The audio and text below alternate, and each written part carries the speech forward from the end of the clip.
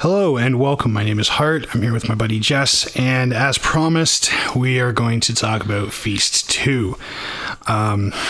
Where to start? The production value is definitely down. This time around, it's just the Weinsteins. There's no more Ben Affleck, Matt Damon, or Wes Craven backing the movie. But it still has the same writers, same director, and it still has very much the same cheese factor to it. Oh, yes. It's certainly not as good as the first one, but it still has plenty of shocking moments, plenty of violence, gore. It's still very much a horror movie. So if you don't like horror, you will not like this movie. If you like just really stupid movies for the sake of being stupid, but at the same time, at least somewhat interesting, and you like shock value, then you'll probably enjoy this movie. If you like the first one, I do say try to watch the second one. Because just the funny shit that comes in there, it just... Try being the definitive word there, because it is longer than the first one and it feels twice as long as the first one. Yes, that's for sure. One thing that I did notice the difference in is the first one is very well paced. The movie moves along at a steady pace. There's steady increments of action mixed with a little bit of storytelling, but very little storytelling. Whereas this one feels like they try to do too much storytelling. Yes. And it really slows the movie down. So even though it's only like 10 minutes longer, it feels like an hour longer. Yep. That doesn't necessarily make it bad, but it does sort of flesh out the overall story a lot more. It definitely ends on a much bigger open-ended ending than the first one did, which sets it up for the finale of the trilogy. Which is Feast 3, the happy ending. Yeah. And this the title for this one is Feast 2, Sloppy Seconds. Yeah, they really know how to push people's buttons with this movie. If you get offended easily, do not even think of watching this movie. I don't care if you enjoy horror and gore and all that shit. If you get offended easily, do not bother. There's several points where it has enough of a shock value that you would probably get upset and turn the movie off. So there's things I can't talk about until we get into spoilers. Yes. Put it that way. But it's not for the faint of heart. In the end, if you enjoy Feast, I would probably recommend the overall trilogy. If you do enjoy Feast, but you didn't like this one, and like you give this one a shot and you don't like it, don't worry about watching the third one, because it's not going to get better. It's going to be more of the same. And the first one alone works as even just a standalone movie. It doesn't really need the trilogy to feel complete. That's just the thing. Is like, at the end of the first one, it didn't really leave you in a cliffhanger at all. It didn't really feel like it added on too much to the first one. But once you watch the movie more, you'll get why they're connected. So we will get into some spoilers here. If you don't want to hear spoilers and you want to go watch the movie for yourself, feel free to click off, like, comment, subscribe. Let me know if there's a movie you'd be interested in hearing my thoughts on. If you stick around, get ready for some spoilers. And if you leave, then see you later. All right. Well, so let's go off of the first bit. There's actually two characters from the first movie that are in this movie. I was wrong.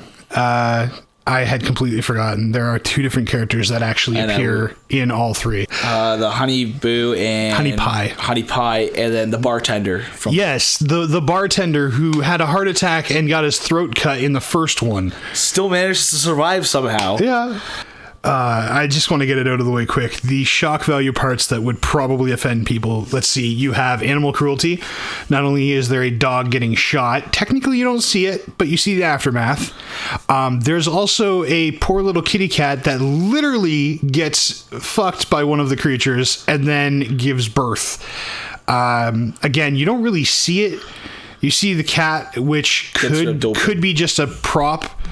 It looks pretty realistic, but it doesn't really move during that scene, so I felt bad for the kitty. Yeah. I felt bad for the kitty. But there's also probably, honestly, I feel the funniest portion of the movie, the way they did it. The action itself is deplorable. I do not like it, but the way they went about it was great. There's a baby. It's crying. And one of the guys is like, they're up on a rooftop. He has this rope that, or it may have been an electrical wire. It's electrical wire. It was attached to the telephone pole. That could have just been like an anchor, though, in case the pole falls over. Because it was very flimsy and rope-like, and I don't know from experience, but I would think that the electrical wires would be a little bit more stiff than that. Yeah, you'd think. But either way, he has some sort of rope-like object, and he's all like, "This is how you save a life, people." And he swings down off the roof, goes over, manages to get the baby out of the vehicle. But as he's making his way back, creatures attack. He's running from them. Grabs the rope, manages to somehow swing from the road all the way up to the second-story rooftop, but doesn't quite make it. Swings back down because he can't hold on. Runs from the creature some more, and to save his own ass, throws the baby up into the air as he runs away. So the baby flies through the air, hits the ground, head's cracked open, there's blood, fake blood, horrible CGI in this movie, by the way. There was none in the first one, there's tons in this one. Yes. I was a little disappointed in that, but back on topic, creatures end up getting the baby. The way they went about it is he says he's sorry, throws the baby, and it's really bad CGI of the baby kind of like hovering with the sky green screen behind it, and you can see it's crying, it's slow motion, and it's slowly drifting through the air, and you know what's coming, but they dragged it out of this baby slowly flying through the air, and the way they went about it made me chuckle, but the action of, throwing the baby, I felt bad for the baby. Yes. But it does make you hate the character a lot more, and I think that's probably what they were going for in the first place. The guy's already an asshole. He's fucking some married guy's wife. What else did he?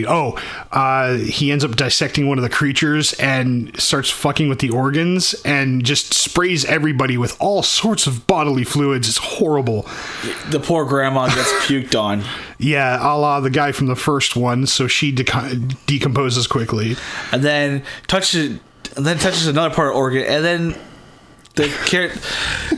then the monster freaking literally explodes diarrhea all over his girlfriend. That wasn't what I thought you were going to say next.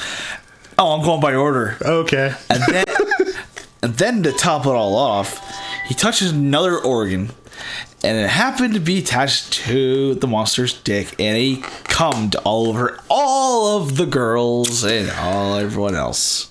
Yeah. It was nasty. It was gag-inducing. Yes. Everybody was puking through the whole entire time, too. Mm. Yep. And then they find out one more important thing about the monster. There's actually an eyeball inside his body. It's almost like a parasitic creature inside the creature. Yeah. Because it wasn't just the eyeball, there was also the mouth. And that's how it was screaming. Yeah, and started screaming, and then monsters came in there and started... Yeah. Drew the other creatures in. Oh, and just to say the basic plot line from there on is pretty much they're trying to get to the jail because the jail is like 4 or 5 concrete. Granted, sorry. Well, it's a police station, so it's supposedly better built than other buildings. So they're trying to get it over there. Well, they make a key to try to go there, and so they make a catapult.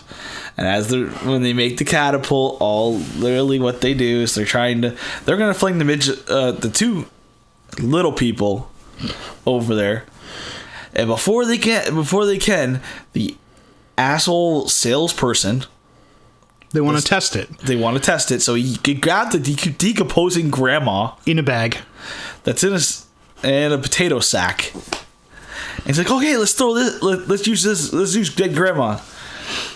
And so they flinged her. And as they flinged her, the grandma hits the wall and splat. They're doing all this, and then after that, one of the guys, I think his name was Thunder. Thunder was the one that actually spoke English, yes. Yes, so Thunder, which is one of the little people. He said he's gonna do it, and he just freaking... He's like, yeah, let's do this. He gets flamed, and he doesn't even make it. Not even halfway. Not even halfway. Splats right on the ground, right in the street, and the monsters start ripping him apart. Yep. As he's getting ripped apart, his brother, which is in a trash can, going like Snake from Metal Gear Solid, and going across, trying to get to the jail cell. He said, and picking up the key that his brother had, and he goes all the way to the jail cell. Gets there.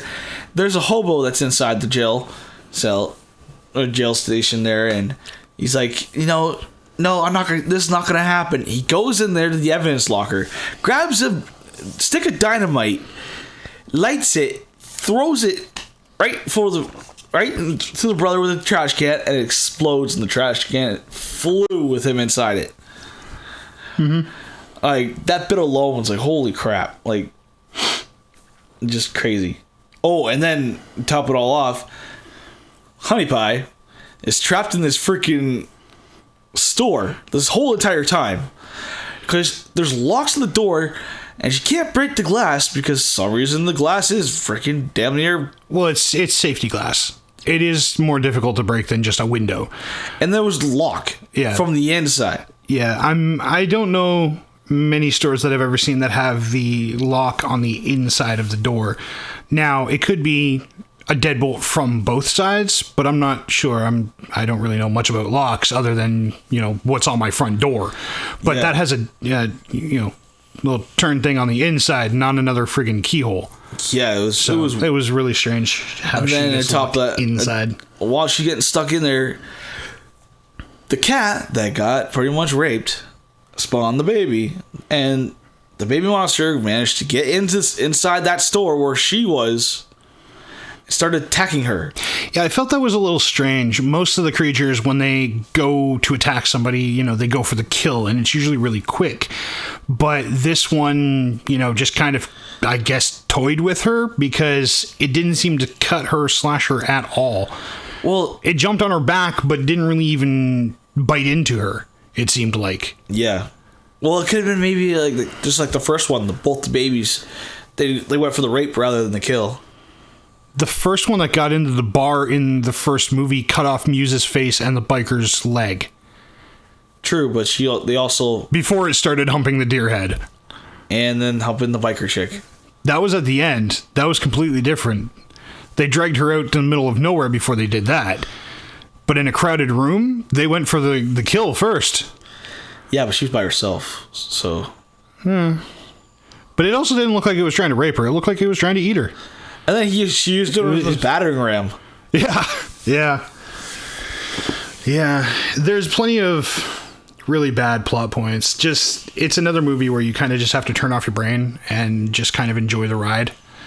Because the plot makes little to no sense. It's really just an hour and a half of them running and hiding from creatures.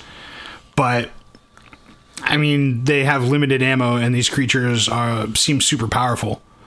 Plus, they have extremely sharp teeth and claws. And they're at least somewhat intelligent, as opposed to just like a bear attack or something. Oh, and then the biker queen is looking for Bozo from the first one.